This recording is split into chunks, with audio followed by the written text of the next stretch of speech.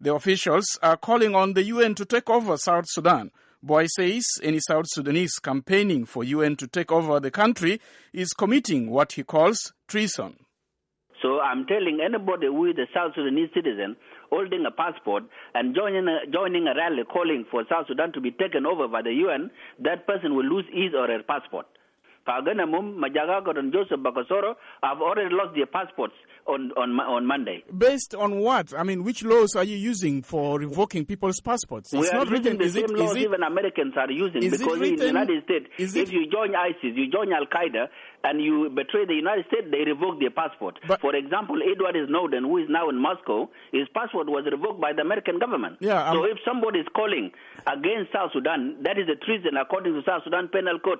Let me bring you back to your South Sudan Diplomatic Act.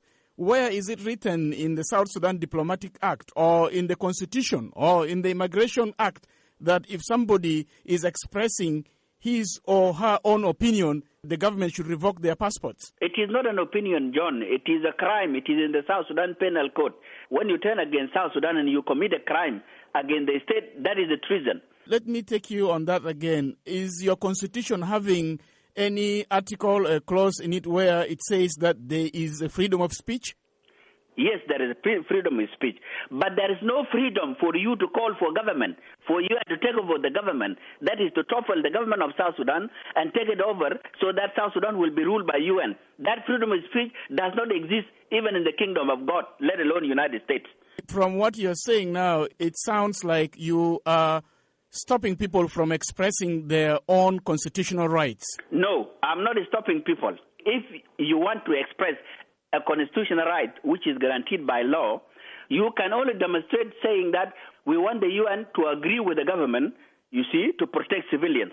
But when you go and tell the UN to take over the leadership of the South, which is illegal, because according to the UN Charter, South Sudan is recognized country. We are one of the nation states of the United Nations. But you are a nation state that is killing its own people. That's why people are asking not killing our own people. We are fighting rebellion. We are fighting people, outlaws, criminals. Ambassador Buay, I remember some years back you recorded yourself. In the video, you said you have toppled the government of President Salva Kiir. You have not been punished for that. Today you are saying South Sudanese should not rally in front of the United Nations to express their feelings about what is happening in South Sudan.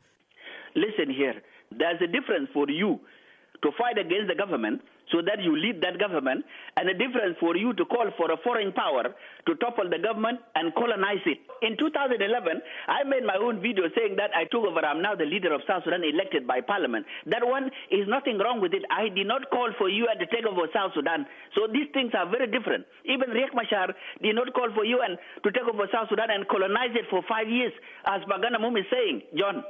But these things are completely different. Yeah, in your video you said you are the head of South Sudan. You have toppled President I was Kiir. elected by parliament. I said what I said in the video, and you have to look it again. I said that the parliament impeached the president and nominated me. This is what I said in the video, and it was just sarcasm. It was a joke. If you take up arm again, they said it is a crime. It is not a freedom of speech, John. In 2011, I committed a crime against the state, but the state issued an amnesty to forgive me. The same thing was done to Riek Machar by the President Salva Kiir and to all the rebels that fought the government.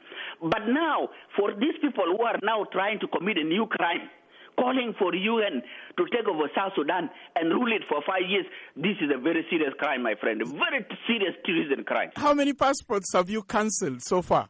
We cancelled 5. Can you give us the names of the people you have cancelled their passports? We cancelled Joseph Bakasoro. We cancel Majagagot, and we cancel other 2. Which are the other 2? The other 2 I will tell you in the long run. That's Ambassador Gordon Buay. Gordon Buay is in charge of diaspora affairs at the South Sudanese Embassy here in the United States. He was talking to me from Fairfax, Virginia, this past hour.